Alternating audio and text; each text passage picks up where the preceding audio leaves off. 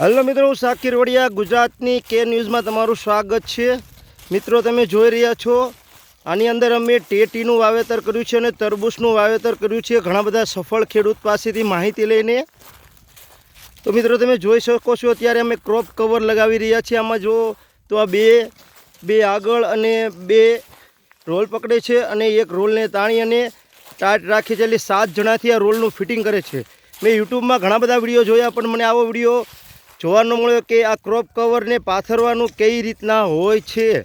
તો મિત્રો તમે પણ જો ક્રોપ કવર કરવા માંગતા હો અથવા તો કરી રહ્યા છો અને જો તો કઈ રીતના ક્રોપ કવરને પાથરવું, તો આ જ રીતે 8 વીઘામાં લગભગ 7 જણાની જરૂર પડે છે।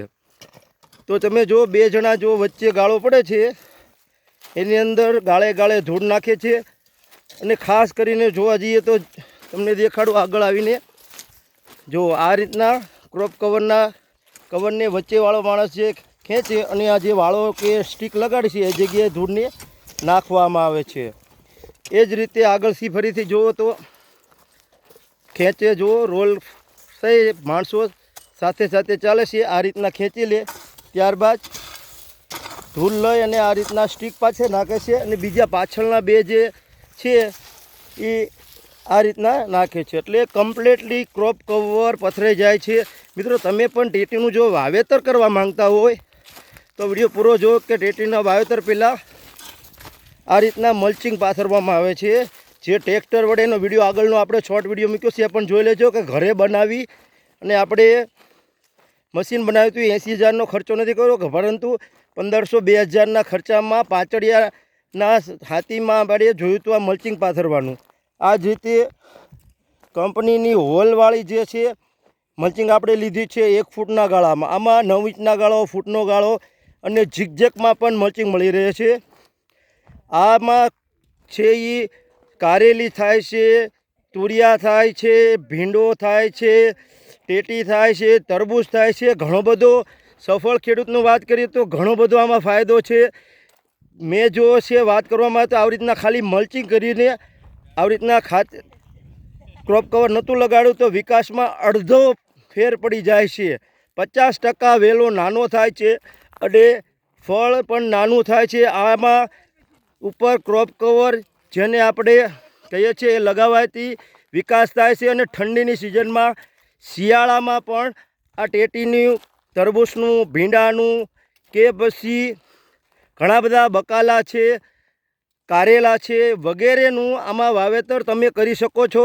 જો તમે વાવેતર કરી રહ્યા છો અને કોઈ પણ મૂંઝવણ છે તો કમેન્ટ કરજો તો આનું મૂંઝવણનું નિરાકરણ લાવી શકીશ। સૌપ્રથમવાર મેં આ કર્યું છે। ઘણા બધા ખેડૂતની મેં અનુભવ લઈને કર્યું છે। યુટ્યુબમાં મેં ઘણા વિડીયો જોયા પરંતુ યુટ્યુબમાં મને એવો એક વિડીયો ના જોવા મળ્યો કે જેમાં ક્રોપ કવરનો આવી રીતના જે પાથરતા હોય। અમે ઘણા બધી આમાં તમે જો વચ્ચેનો જોઈ શકો છો એ ઢીલો રહી ગયો છે, એમાં અમે શીખતા હતા। ત્યારબાદ અમે શીખતા આવી રીતના અમને જાણ થઈ કે વચ્ચે એક જણાને રહીને ખેંચવાથી ખેંચીને જો આ 3 જણા છે રોલને ખેંચી રાખીએ આવી રીતના નાખી દેવાનું એટલે ક્રોપ કવર થઈ જાય। યુટ્યુબમાં એક પણ વિડીયો નહોતો એટલે મને થયું કે લાવો વિડીયો બનાવી અને આપણા સબસ્ક્રાઈબ મિત્રોને જાણ કરીએ। તો મિત્રો આ ઘણું બધું સારું, આ નવી ટેકનોલોજી છે। ખર્ચાળ છે થોડી પરંતુ ખર્ચા સામે તમારે આવક પણ ઘણી થઈ શકશે। મિત્રો આ જે આમાં અત્યારે અમે ટેટીનું વાવેતર કરીશું અને તરબૂચનું વાવેતર કર્યું છે।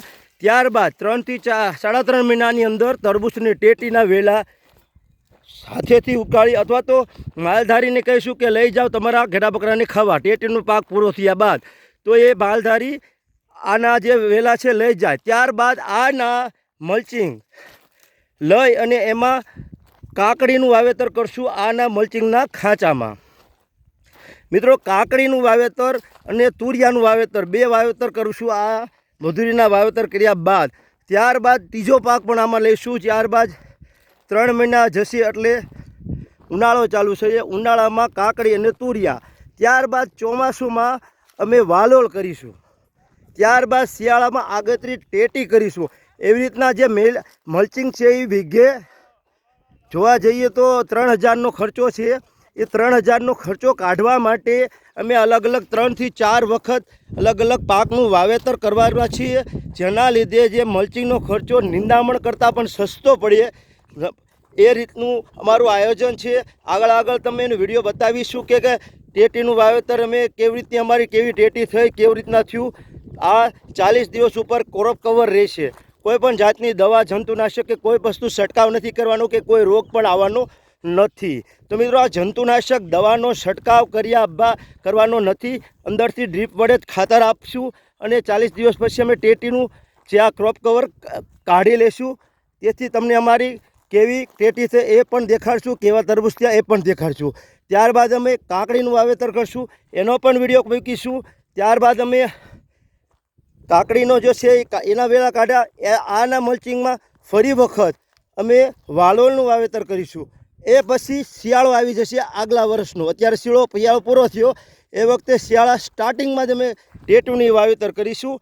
એથી ટેટીનું પણ ઉત્પાદન 3 થી 4 ઉત્પાદન આમાં લઈશું. અને જે પણ મલ્ચિંગનો આ ગ્રો કવર 40 દિવસથી 30 દિવસ રાખવાનું આવે છે અને ત્યારબાદ ફરીથી ઉપયોગમાં લેવાનું આવે છે આગલા પાક માટે. તો મિત્રો આવી જ રીતે અમે અન્ય શાકભાજીને વાવેતરનું 12 વીઘામાં આયોજન કર્યું છે. જેવા જોઈ શકો છો 8 વીઘાનું વાવેતરનું કમ્પ્લીટ થાય ત્યારબાદ અમે 4 વીઘાનું કરશું. એટલે કે કોઈ પણ જે પાક છે ટેટી આનાથી 5-10 દિવસ મોડી ઉતરે તો જે મજૂરનો છે એ સમસ્યા નિકાલ આવે. એ મિત્રો ત્યારબાદ તમે જો આ ક્રોપ કવર અને ગ્રો કવર વડે ખેતી નવી ટેકનોલોજી કરવા માંગતા હોય તો મારી ચેનલને સબસ્ક્રાઈબ કરી શકો છો મિત્રો. અને બીજા ખેડૂત મિત્રોને ઉપયોગી નીવડે એ માટે શેર પણ વિડીયોને કરી દેજો. ધન્યવાદ.